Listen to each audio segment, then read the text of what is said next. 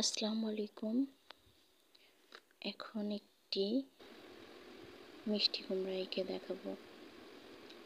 সবাই পাশে থাকবেন, আর কেমন হলো সেটি আমাকে জানিয়ে উৎসাহ দেবেন। আর যদি কারো কোনো ছবি আঁকতে বলার থাকে সেটিও কমেন্টে জানাবেন। আমি একটি পেন্সিল দিয়ে এঁকেছি।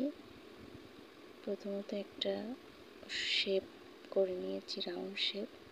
তারপরে আস্তে আস্তে করে এক একটা স্টেপে স্টেপে আমি মিষ্টি কুমড়াটা এঁকেছি।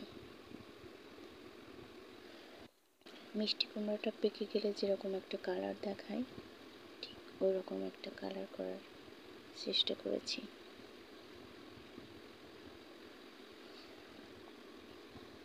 আস্তে আস্তে করে আমি কালারটা করে নিচ্ছি।